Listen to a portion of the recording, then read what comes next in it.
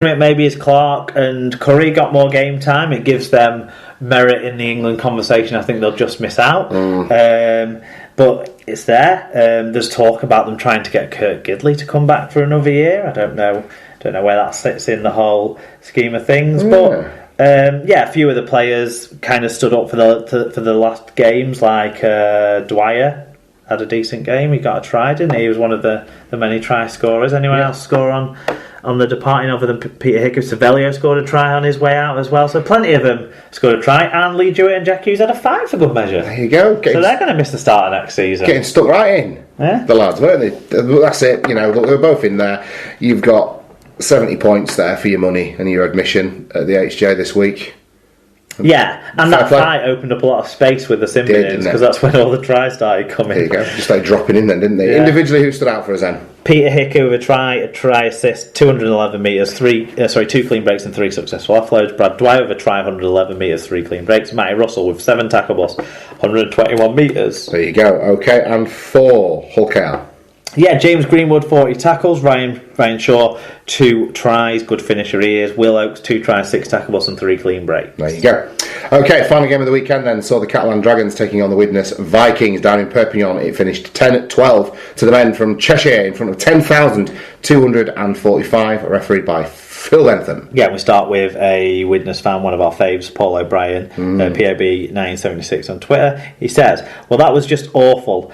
Never felt so bad watching a game of rugby. So glad we have stayed up and proud of the effort the lads put in. Next year is a new year, but investment is needed. But I will always be Widnes till I die." There you go. Malkama Tios says, "Merda, malt Malkama. At least the wine will be great in Lesignan next year." Mark Butler says, "One hell of a win for Widnes. Bearing in mind what kind of game this was always going to be, Widnes couldn't have done a lot more. All the more so as having a man in the bin had potential to kill it. While Lee have been blowing since Easter, I really don't fancy Catalans there." There you go. Tyler Vikings fan says, "So pleased for everyone at Widnes and their fans who have suffered this year. 17 heroes out there, especially Craven and Thompson at the back and Houston and Dudson up front. And what a crucial tackle from Marsh on Tierney. Last tackle options from both teams weren't great, but that sets up a tense, frantic last few minutes, and I loved it." Ryan Pinder. He's a man of few words, Mark. Well, he has been in touch twice now. This is the people who don't actually go onto the Google form, the people who send tweets in that I might just happen to see if I'm around and put them on the Google form myself, tend to be these shorter ones. So Ryan, we want to hear more from you.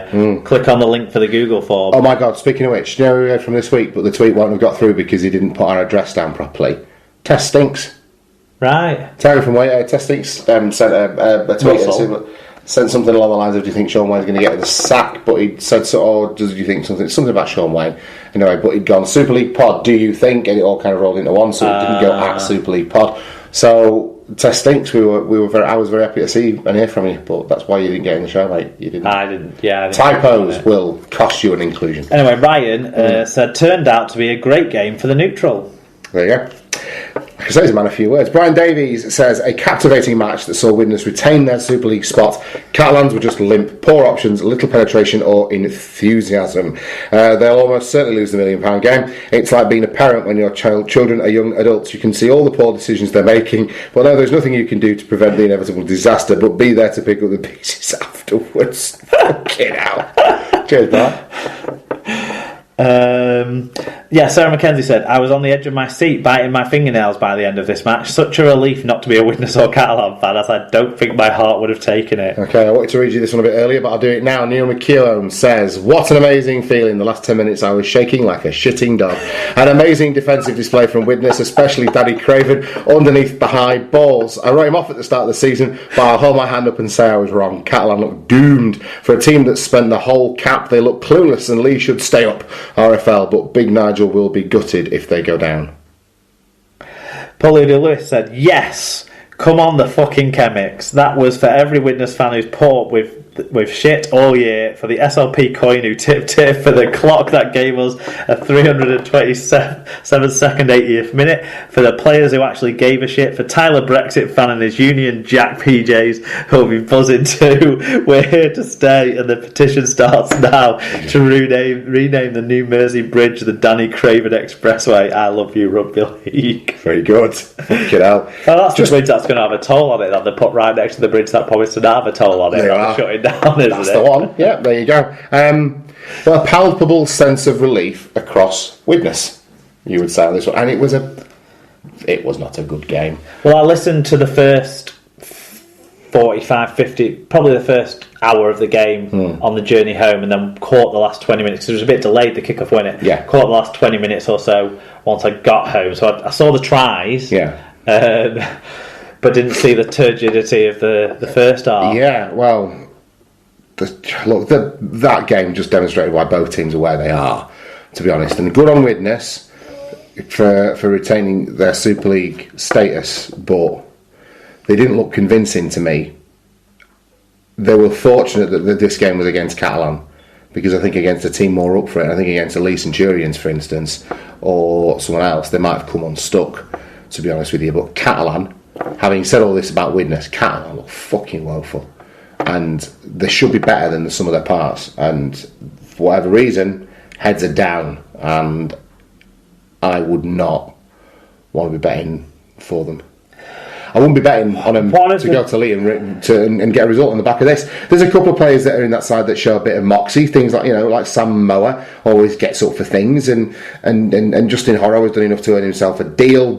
And Walsh tends to do okay. Myler was a bit innocuous, Myler's just dropped off the face of things, since he's moved to Leeds, has been confirmed. I think Myler's just been protecting himself, to be honest with you.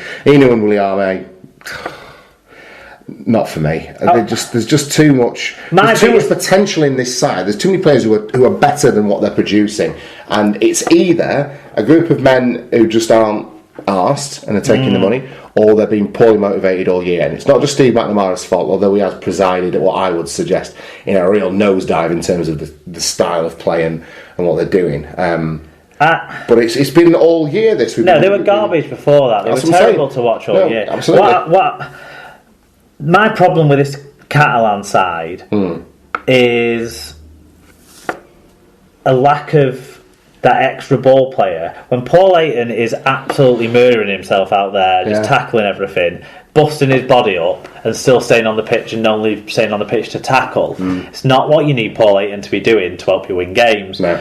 Lewis Tierney is not the fullback that's going to help you win games. There was that chance he had where he made that break, almost made that break, but ended up getting put into touch and just didn't have the ball skills to do anything with the ball before he went into touch. Now,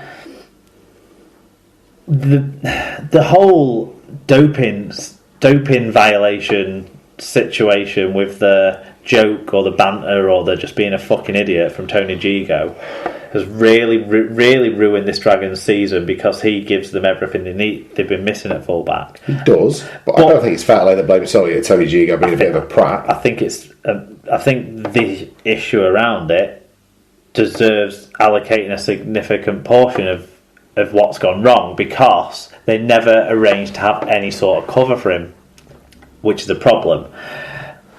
Lewis Tierney isn't the answer there, and Dupont and Thornley is your slowest wing combination out there. And when you've got no pace, and you've got a player who's a clever and nippy player like Danny Craven versus Lewis Tierney, right? Both players tried really hard. Both players weren't perfect under the high kicks, but did a manageable job. Both players probably got involved in supporting things as much as each other. Only one of them looked a genuine threat against their opposition, and only one of them made a decisive telling contribution to the game for his side. Yeah. And that was the one who's got the ball playing ability, because both of them were trying to play the same sort of structures, the same sort of shapes, and the Dragons don't have the players to do it with slow wingers who can't take advantage of breaks, with a fullback who can't join the link-up play. Yeah.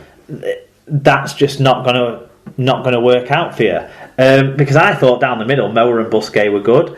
I thought Lucas Albert, when he came on, added something. I didn't have too many issues with the performances of Anderson or Horo. It's just there was a distinct lack of finishing moves off in any way, shape or form. Yeah. Whereas the Vikings were able to do that in the second half. They weren't able to do it in the first half, but they were able to do it in the second half, and that was good enough. The telling thing for me was not being able to take advantage of the extra man, and kind of they should have probably squared it up straight away and gone back under the sticks and thought, here we are, we've got a special opportunity here, and come up with something a bit different to attack that specific opportunity. Yeah. But they kept trying the same stuff, which is relying on something remarkable from one of your centres because the wingers haven't got the pace.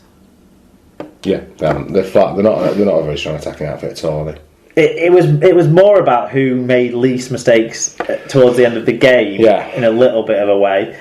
Widnes kind of put themselves under pressure for that last minute, didn't they? But got away with it. There you go. So individually, who stood out for us then? Corey Thompson with a try on 138 metres. Jack Buchanan 40 tackles on 161 metres. Like I said, he had a big farewell performance. Cale 175 metres. Danny Craven was probably the best player, but didn't make the same stat contributions as those three. Julian Busquet with a try on 126 metres. Lewis Tierney with 171 metres. Paul Ayton 59 tackles and 12 marker tackles. And I think Massive that just sums it up. That just sums it up from those two players there. Tierney, all that effort, all that running, no end product. Paul Ayton, all that defensive work, all that damage to his body, just not doing enough then to get on the front foot to do it. When you got the ball in hand. Yeah.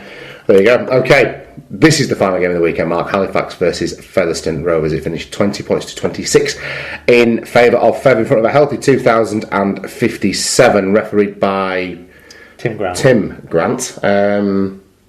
Tom Grant. We've been doing him a disservice. Yeah. Ben Heaton got a try. Of course he did. He gets a try every week, doesn't he? Yeah, there you go.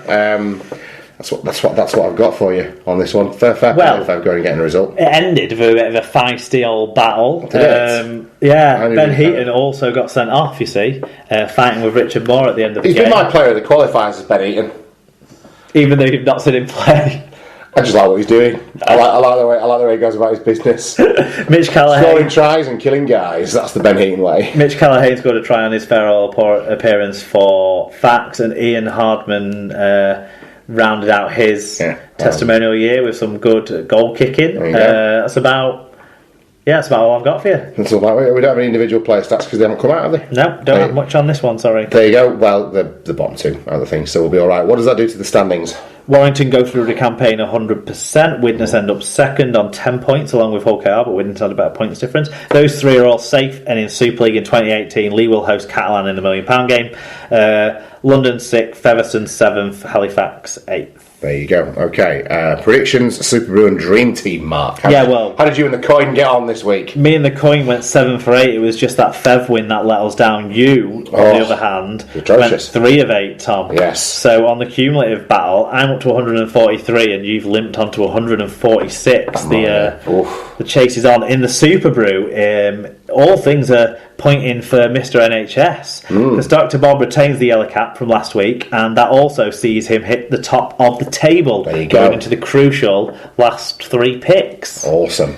In the Dream Team, I believe the Dream Team's over now. Right. And Vicky B had the best score of the week. Her second place side had the best score of the week with 700, but it wasn't quite enough to catch long-time leader Stephen Bowie, who claims the SLP Dream Team League title. So well done to him, and get in touch with Stephen and send us in a Saints season review once their season's done and all of that, and make sure you self-congratulate in there because we want to hear more from you, Stephen. Absolutely. Champion of the Dream Team this year. Congratulations indeed. Right, that's the world of rugby league taken care of in terms of Super League. Let's take a look at some results from elsewhere in the world of rugby league.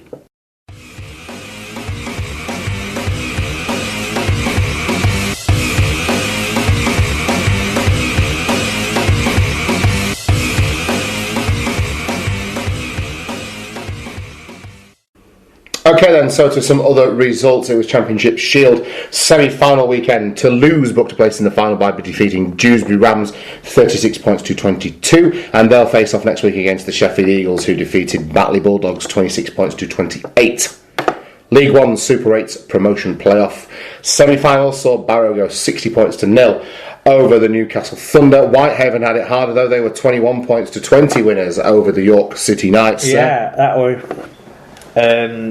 reportedly one of the longest ever games, potentially the longest